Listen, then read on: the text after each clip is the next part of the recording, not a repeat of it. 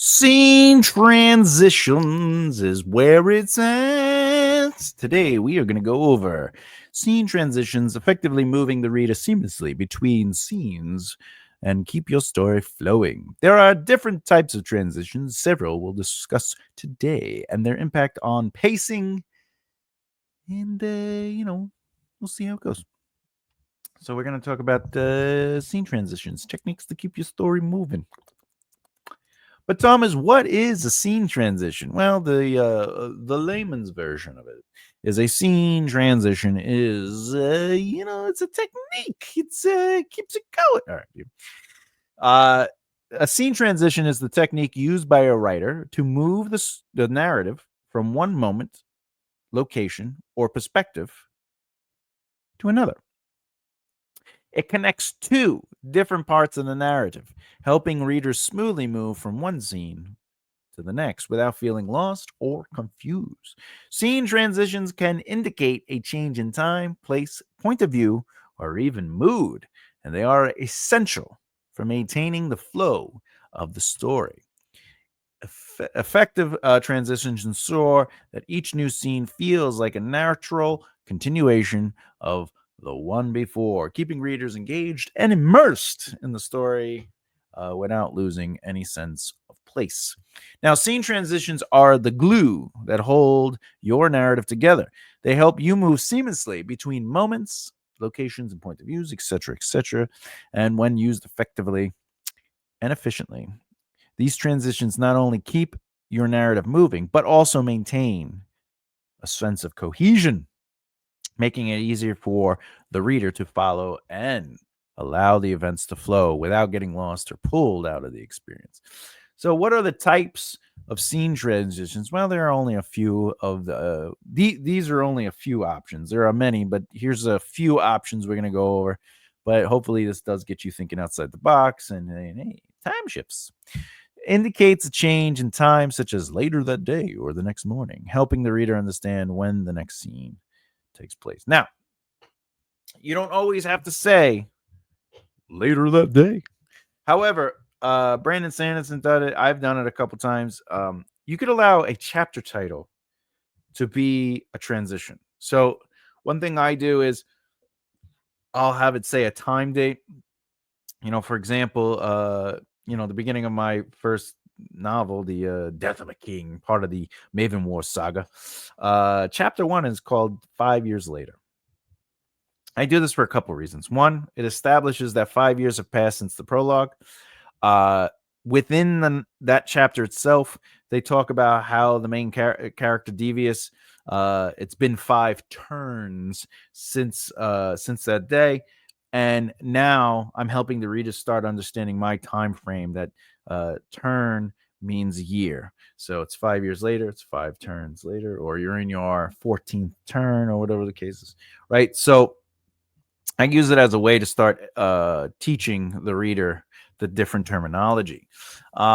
Within the book, though, as I stated, there's a moment where it's like, what does that make me? It makes you makes you a child in your 14th turn, becoming a man, right? So we know that if Devious was 9 in the prologue and now he's 14 in chapter 1, we have now just shifted the time. But that title really does help. The year, 5 years later, or within the text itself, within the passages. Remember, you could also, instead of saying later that day or the next morning, if you're doing soft chapter breaks, right, you can utilize the show don't tell aspect. The afternoon sun reached the horizon, or no, the afternoon sun reached its highest peak, blasting down its heat, blasting down, warming the day, as several of the villagers stayed within, whatever the case may be. But you're basically saying it's noontime. Okay, so if you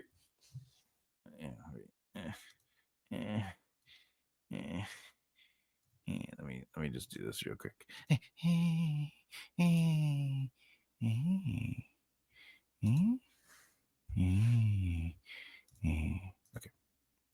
All right. So if like for example, if it's Thomas ran down the street hoping to avoid the cops. All right, and then it's a soft chapter break, and now wait, okay, they uh,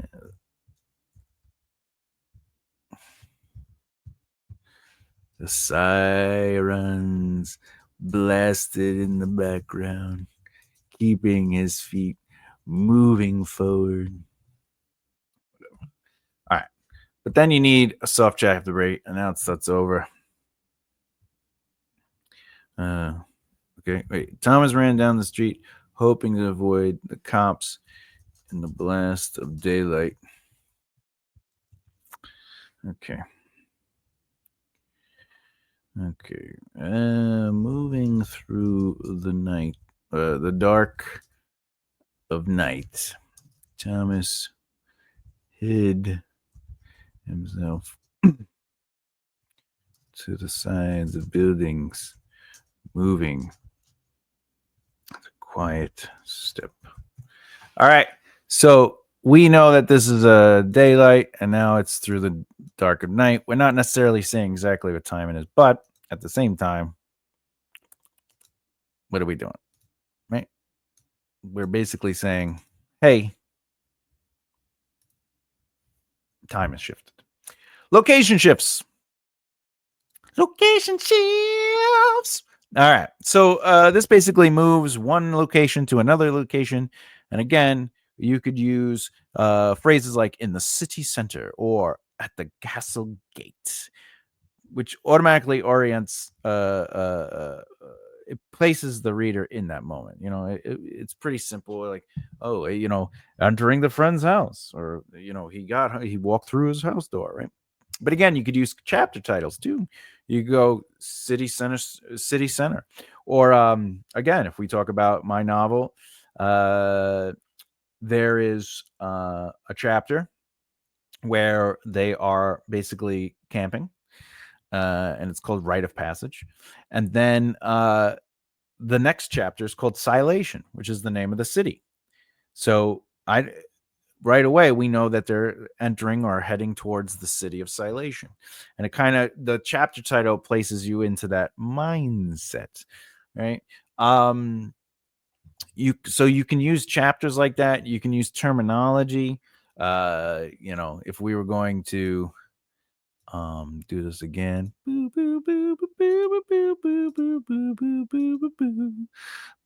Right. Thomas ran down the street. Shifting between parked cars in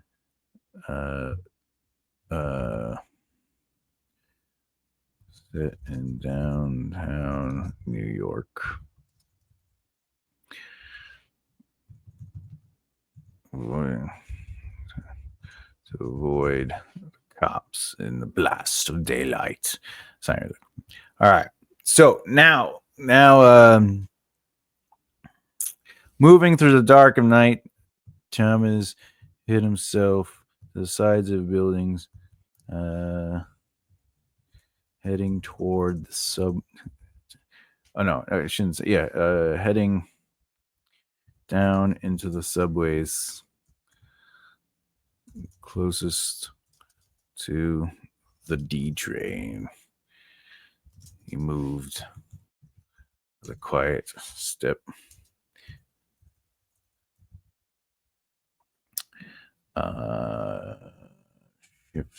Shifting his head to keep sight of his surroundings.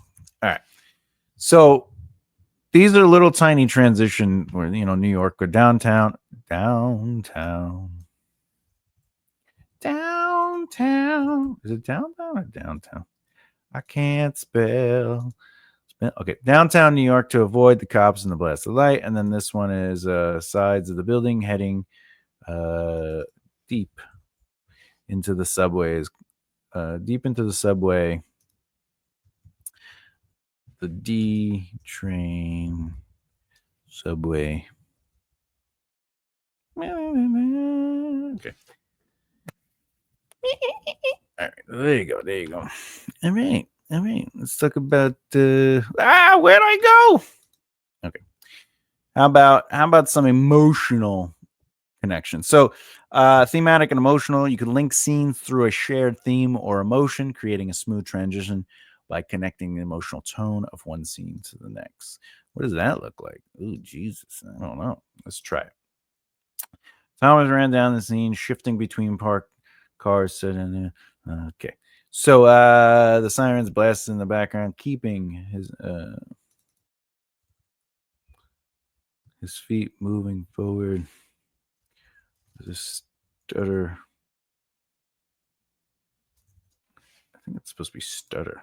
Stutter. Is it stutter? Stutter. Oh, yeah. Okay. With a stutter and trip for catching his balance. Okay. Wiping the sweat from his grease covered forehead. Wiping his head. Oh, wiping the sweat from his head. His hand slushed the grease. His greased. His dirty hand slushed the grease onto his skin, right? So anyway, what I'm doing is I'm trying to build up that he's nervous and everything like that, right? So the thematic emotional connection, right? You could actually, what I could do is shivering in the warmth of day. He pulled himself into an alleyway, hiding near the garbage. He shook, curled into a ball, sitting next to sitting.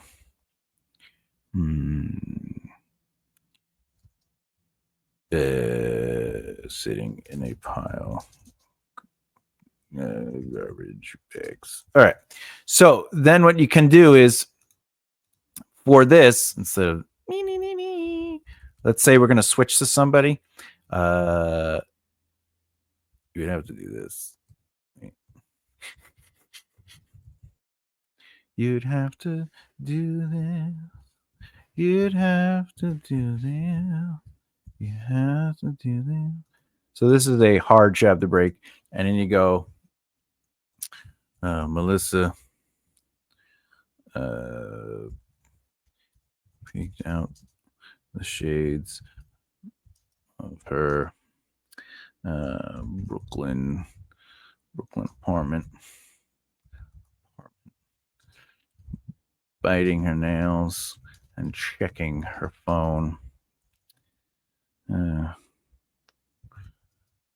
mind raced almost as fast as the sweat building up under her arms.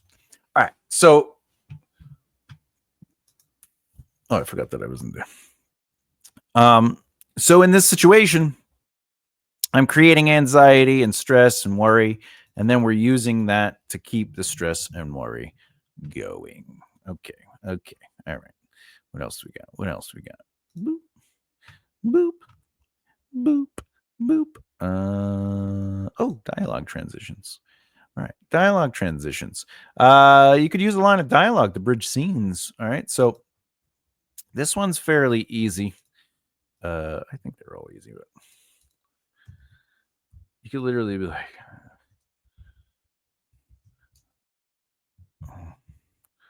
I'm going to get in a lot.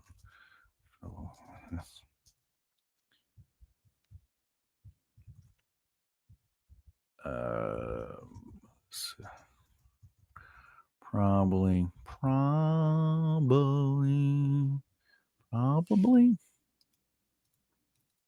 probably. Yeah, Melissa's probably freaking out. How can I have ever done this to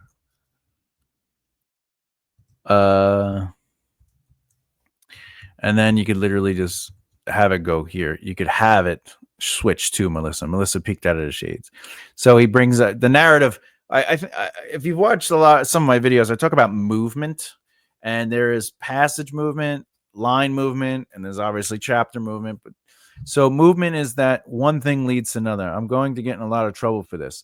You have to qualify the line before. Now, obviously, this is a first draft, so it's just straightforward, sloppy, and there's no subtext and stuff like that. But I'm going to get in a lot of trouble for this. What is he thinking about? So we qualify that with Melissa is probably freaking out.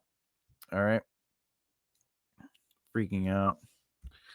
I should have called her already. All right. So we qualified this thought or this logical narrative movement into this beat. And now we mentioned Melissa, right? And is probably freaking out. I should have called her. So we have to qualify that feeling or emotion. And how can I have ever done this to her? Right. And then since we are talking about Melissa and his feelings for her and how she might be experiencing this, we literally, in the first sentence, it's Melissa peeked out the shades of her Brooklyn apartment, biting her nails and checking her phone. So it's a fluid movement through dialogue, but it also has a logical narrative movement. And that's why it becomes a transition. All right, what's next? What's next? Cliffhangers. Ooh, cliffhangers. You can end the scene on an unresolved note or an intriguing question, encouraging the reader to continue to the next scene for answers. But you would have to answer it. All right, you have to answer it. What would that look like? What would that look like? All right, so Russell, hold him from his fear. He moved only with his eyes, scanning. Staring at the corner of the dumpster. A shadow. Like a living spectral. Spectral?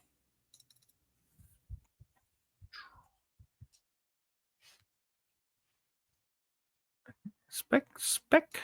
I think it's R-A-L. Spectral? All right. Like a living. Did I spell that right? Spectral.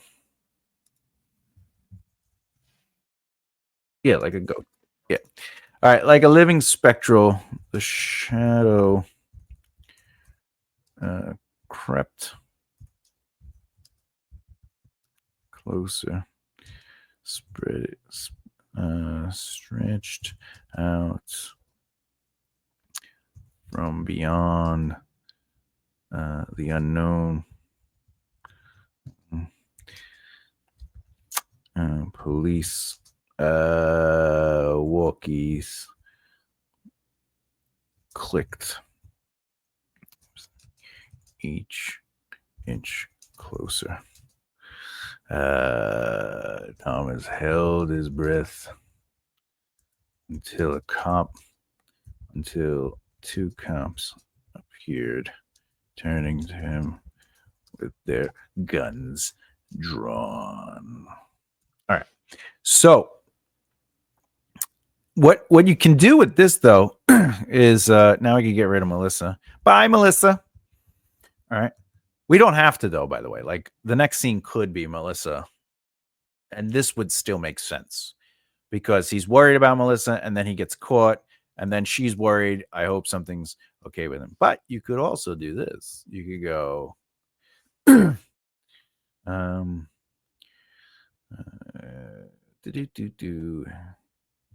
He hit the ground hard. The cold stone of the cell and its gate closing behind him. Hit the whole stone of the cell and the loud crash. The gate closing behind him. He hit the ground hard, the cold stone of the cell stopping his fall. A loud crash radiated over him, closing his eyes as the gate closed behind him.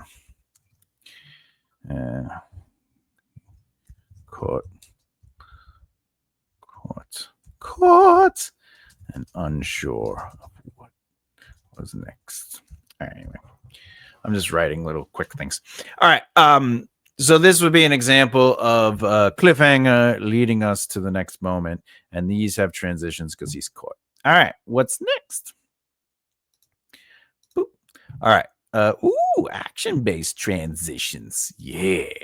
Now, these at the end of one scene to seamlessly lead into the next, keeping momentum. A character is locked in a room. They might look around a little bit, right? So the next scene is the door exploding, but maybe from another perspective. So let's bloop, bloop, bloop. Let's try this out. All right, let's see. I wrote down an example idea to do because I was gonna do this other one with like it was fantasy based, but I'm just I do a lot of fantasy based examples. So, character is locked in a room. So let's see, Christoph. All right. All right. All right. The basement. The basement hit Christoph with a cool, uncomfortable Musk.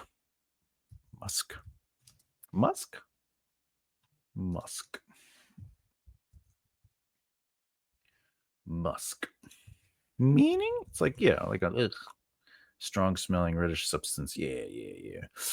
Ooh. All right. Damp. Unkept. A light flickered in the corner. Damped and unkept in the darkness of the basement. In the darkness, only a light flickered.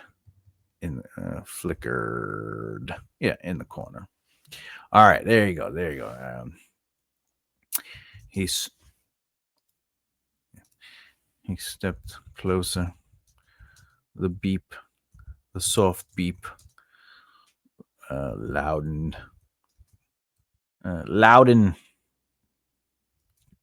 as he stood face to face with a box of explosives. All right. Okay. So, okay. So then you could do a soft chapter break because it's still sort of like in the same vein, right? Okay. And then,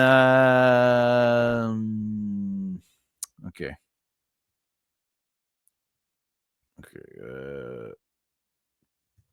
The door blast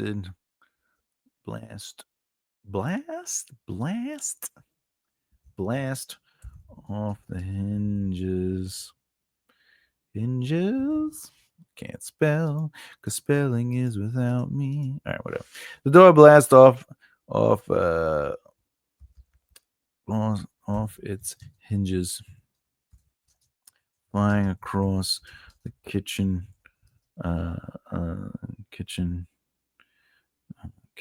and smashing through the sliding glass door. Cops jumped out of the way.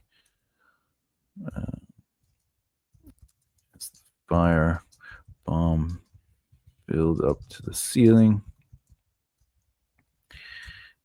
Glass shattered out to the backyard or back deck. All right. There you go. Boom. Okay. So in this situation, it's suggesting that there isn't a long bit of time. That's why it's a soft jack to break, because not a lot of time passed by. But right. But if I wanted to, I could do um a hard chapter break. And the reason I would do a hard chapter break is if this was going to be Peter moved closer to the door.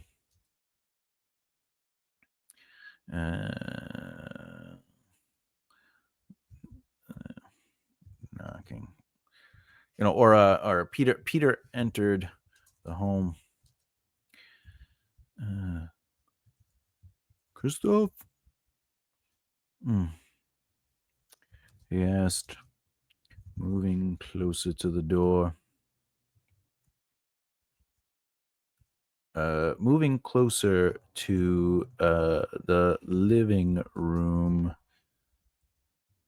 The living room.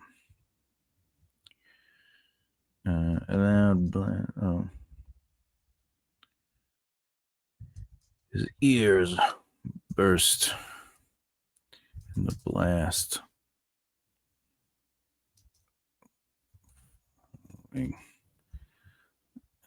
The basement door flying off hinges.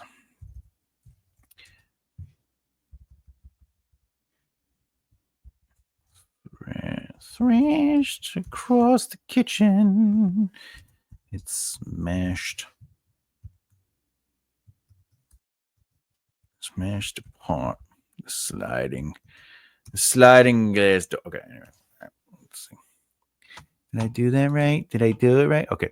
So the basement hit Christopher with the basement air. The basement air hit Christoph with a cool, unforgettable musk, damp and unkept. In the darkness, only a light flickered in the corner. He stepped closer. The soft beat loudened as he stood face to face with a box of explosives. And now, because we're changing the POV, you use the hard chapter break. If it was a soft chapter break and we're just showing the explosion, you wouldn't necessarily need. You could just do a soft chapter break. But Peter entered the home. Christoph? He asked, moving close. He asked the police officer, moving closer to the living room. His ears burst in the blast following the basement door flying off its hinges. Thrashed across the kitchen, it smashed apart the sliding glass door. Cops jumped out of the way as the firebomb. I just saying because it's just one. Peter entered the home. He asked.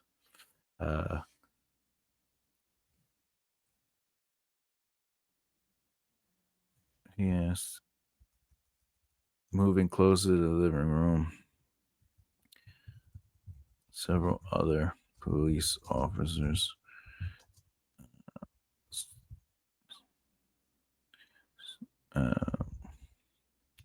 scanned the kitchen. These officers followed behind him, scanning the kitchen. Right. His ears burst in. Okay, there you go. Anyway, all right, there you go. All right, sensory details. Ooh, wait. Okay, sensory details. So sensory details. So one thing you could do. Oh, yeah. All right. This one's actually. Let's do this one. Let's do this. Ding, ding, ding, ding, ding, ding. Let's go down here. Give me a beat. Yeah. All right. Melissa walked up the long, empty hallway to the main church bell, a place she had gone to many times for today. At first, by herself, but with purpose. Her goal. Oh. After the death of her uh, father priest, whatever, I don't care. Father priest, it was her responsibility to ring the bell in his honor. Her hand, okay. Her hands shook and her legs became, oh, yeah, became weak. Became weak. Uh, uh, she climbed the steps. Okay, anyway.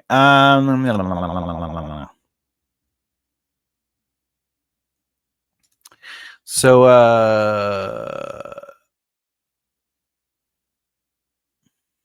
anyway, uh, reaching the bell, she pulled back the hanging hammer.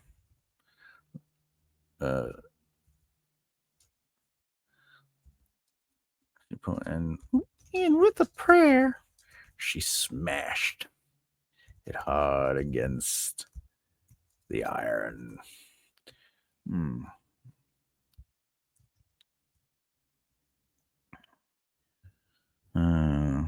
Before the bell tolled, silence ruled the moment till it broke away, sending a message outward into the village. All right. So then what we need.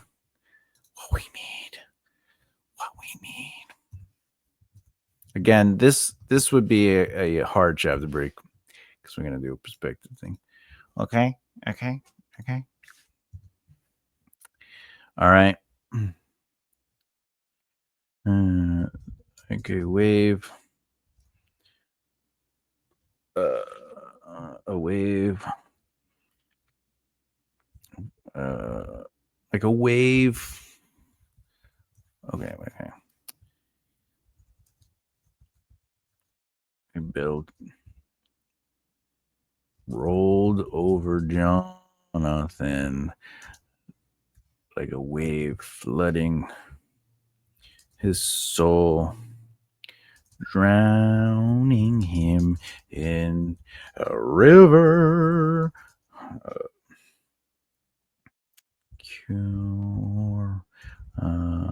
Curiosity. All right, anyway. Did I spell it right? I feel like I didn't spell it right. Curiosity. Yeah, I didn't spell it right. Curiosity. Okay. Anyway, so there you go. There is so I'm taking the bell, and the bell is leading us, the bell toll is leading us to Jonathan. And that's how you do it. That's how you do it. That's how you do it. Okay. Time and location. Anyway. So each of these transitions has its own impact on the pacing and the reader's experience, from time being a location shift. These are common approaches to use that help basically put the reader into position. 2 days later, or the city of New York, like, chapter titles like that are great. These are just simple cues, a line of dialogue, something that places some sort of logical narrative movement into another character. If like in Up, I don't know if you know. So in the movie Up, when it comes to thematic or emotional transitions, the method involves linking scenes. So in Up, the opening montage depicting the love story of Carl and Ellie transitions seamlessly to a montage of Carl's grief after Ellie's passing. I know I cry every time. That opening ends with the hard truth, spoiler, and it begins with Carl in that hard truth.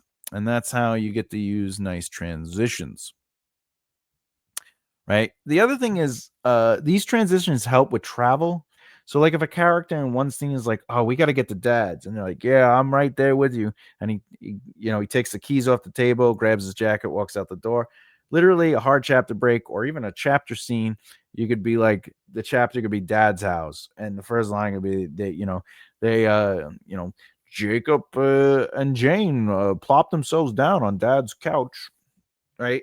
It Announcing things allows us not to have to also waste time with certain stuff. So the thing is, when it comes to transitions, you want to allow them to use logical narrative movement. You want them to connect.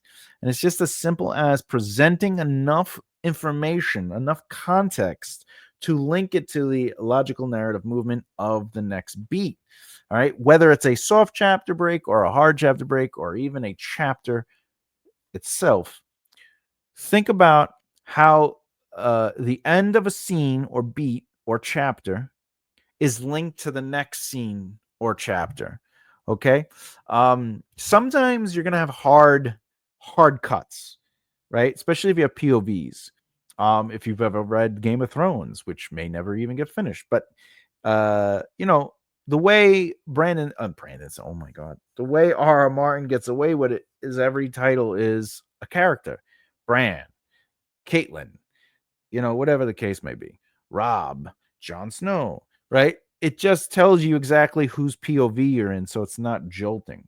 I do this with some of my books. However, I also use names as a sense of like who is the narrative truth. Because I like my chapter titles that have like a connection to the narrative truth. So when you see a character's name, it's just a narrative truth. We're going to learn something about them, or they are moving it along, or whatever the case may be.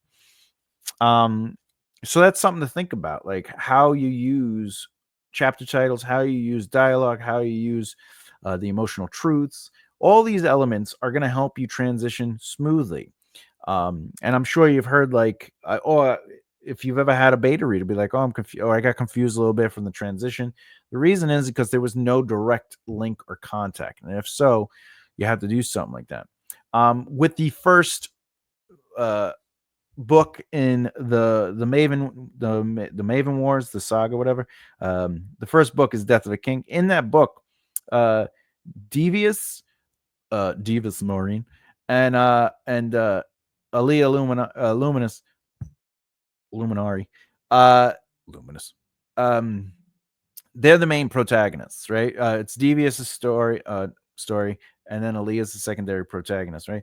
And her chapter titles are all musical puns, but not like humorous puns, but like have something to do with either her being a bard or musical. However, her first chapter is called the Von Tarn Bard. So it's connected to her musical truth, which is she's a bard, but she's also a part of the Von Tarn, so Von Tarn Bard. So it already puts the reader doesn't really know what a Von Tarn is, though. They will by the end of that chapter. However, it's setting it up going, oh, she is a Von Tarn Bard. She is a part of the Von Tarn Thief Guild, and she is a bard. Got it, right? But, you know, throughout the book, Devious's chapter titles are more grounded because of like his personality, and her chapters are more like playful and musical because she is a bard. So that's also something to think about. Like when you're doing transitions, you could use the feel or texture of a character to inform your reader, especially if you're training them with the first couple of chapters. Next video in this series, we'll go over show versus tell. We'll learn how to use the show don't tell rule to make your scenes more engaging and immersive. Question: What is one of your favorite transition types, and how do you implement it? Do you prefer to use time shifts in dialogue or something else? Do you think outside the box? Let me know in the comments below. And if you haven't done so already, please subscribe and hit the bell icon so you don't miss out. And other than that, keep developing the right mindset. I'll see you next time. Bye.